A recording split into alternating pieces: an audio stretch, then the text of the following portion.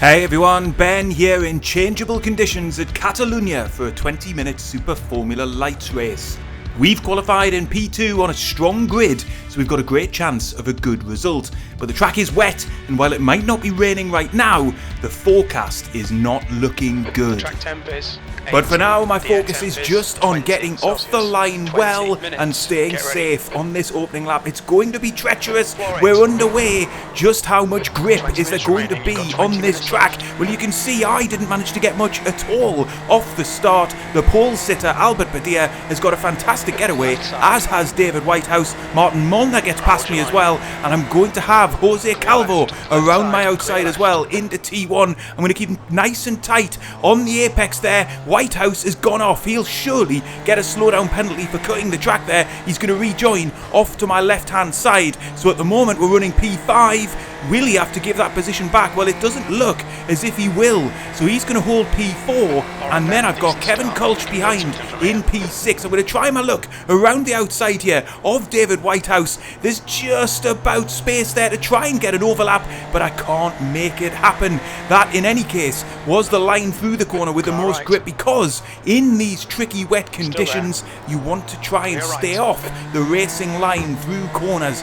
They're going to be the most slippery bits of the track as we swing to the outside again to try and get a run on Whitehouse, but we've overcooked it. That was too optimistic into the left-hander, and it's going to cost me. Kevin Kulcher gets past there through the left-hander, and now he's challenging David Whitehouse for P4. So it is all action on this opening lap as we try and get to grips with these tricky conditions. Kulcher and Whitehouse up ahead mean that I can't see anything heading into the hairpin here. Oh, and they're side by side. Is there going to be contact? There is, as Whitehouse just understeered off into Kulcher. That's going to give me a chance to get back past him and up into P5, as again I nearly lose the car through the right-hander. There's just so little grip on cold tyres and in these wet conditions. And again, look at that, I've gone in too deep through that right-hander, through the penultimate corner of this lap. Luckily, I didn't end up on the curb, or worse, in the gravel, and we've managed to get onto the start-finish straight in one piece. 0 X's, 0 collisions with anybody, but I've lost 3 positions. Remember, we started in P2, I'm now down into P5, and I'm following in the wake then into T1 of David Whitehouse. He looks like he's ran in slightly deep there. It really does look as if he's struggling with these conditions, maybe even more than I am, as we're coming through the long right-hander here. You can see I'm having to chop at the steering wheel to just try and get some bite, some grip through the tyres to give me confidence to push just a little bit harder. Again, we're into this very tricky uphill braking zone this time, just trying to find out where on circuit to position my car. Whitehouse trying to just cover off the inside there slightly. He's going to run deep into the corner. I'm going to try and get more momentum as we come out then onto this short straight. For now though, I'm going to have to try and remain patient. I don't want to make a big mistake. And speaking of mistakes, there's a yellow flag out, and that's Jose Calvo off to the left-hand side. So this is now a battle with Whitehouse for the podium, as I just shape to the inside again, really just trying to apply pressure here as we come uphill and through the very fast right-hander.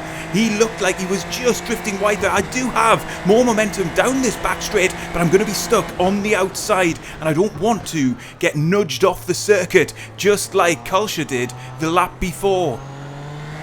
Through the left-hander we go then, and it does look as if I've got more pace at this stage of the race. Can I claim then P3 from Whitehouse in the next few corners? Well, it's going to be very tricky before we get onto the start-finish straight, or is it? Because he's got a big snap of oversteer there, just managed to get up onto the curbing there, I think, and that put him out wide, and that has promoted me up into P3. So we're clawing back those positions that we'd lost on lap 1. But before we get further into the race, I just want to highlight 2 crucial parts then of this opening phase of the race. This is Jose Calvo getting it wrong in the uphill left-hander. That's how this battle became one for P3. Fair play to him for a safe rejoin there. But I also want to show you Gaetan Cudron, who we're following here on replay. He span in the early stages of this race. He started in P15, but he's got a lot of speed, and we will see Cudron later in the race. But for now, we've rejoined on lap 4, and I am holding steady here in P3. I've got a good gap to the cars behind. It looks as if the top 2 drivers in this race, well, they've just got too much speed for anyone. They're duking it out for the win, but they have scampered off into the distance, and I really don't have confidence that I could manage the kind of consistent pace that they're managing at this stage of the race, at least. But just as I was allowing my mind to think about that podium position, I would make a big mistake. Coming into the left hand at the bottom of the hill, I locked the tyres. I just got caught out there by the conditions into the gravel, and that has put me back into the clutches of the drivers behind. We can see it on replay. The front tyres just lock up. I carried too much speed and I was braking too hard on that wet line, and it cost me big time, because as we get onto lap 5, the pressure is now on from a recovering Jose Calvo behind. He's going to be all over my rear wing very, very soon. Now, I just think he has more speed and more confidence than I do in these conditions, but I did have a very big gap back to him, which maybe could have meant I would have been able to hold him off. But as it is, we pop the TV camera up so you can see it from his on board. He is closed right in, capitalising on that mistake that I made, and he's right now in my slipstream. He'll be struggling for visibility because of the spray coming off the rear of my car. I am feeling the pressure now, and to be honest, it's feeling like an inevitability that I'm going to lose this position. What I don't want to do is make a mistake that sets me even further back in the pack. So I'm going to be moderate here. I'm not going to push too hard. It would be the easiest thing in the world for this pressure to then translate into me pushing the car too hard and then making a much bigger mistake. So as we're coming onto the start-finish straight here, I am very well aware that he's going to be close enough here to get into my slipstream, to get over speed, and then potentially make a move down into T1. And I've already made the decision I'm not going to fight it too hard. I don't want to ruin my race here on an inevitable fight where I'm going to lose eventually. But look at that! Just as I say that, on the inside, Calvo very nearly loses the car as he was making that overtake, but he didn't. He managed to hold on, and I was able to hold on to P4 over the remainder of the race. However, it did begin to rain again, so the track conditions have been gradually getting worse. You can see that on the display on the right hand side of my screen. So actually, the car has become even trickier to drive.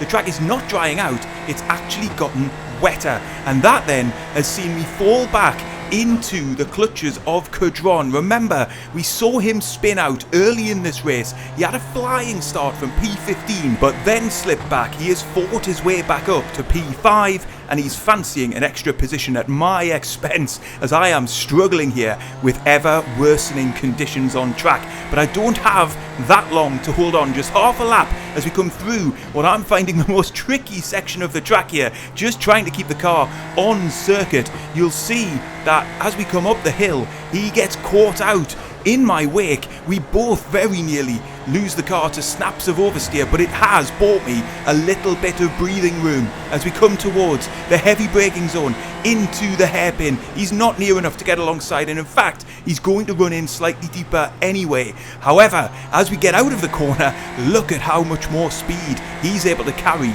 through this right-hander as we get towards the end of the lap. You can see he's trying to cut underneath me there. I'm sawing at the wheel, trying to find grip, trying to push as hard as I dare without making a mistake that would surely cost me P4. Just one corner to go, as long as I keep it on track. But there's a yellow flag out, and what is that up ahead? It's a driver right the way across the circuit. Thankfully, he gets out of the way, and I'm able to hold on to P4. What a chase to the finish that was, and what a challenging race it was.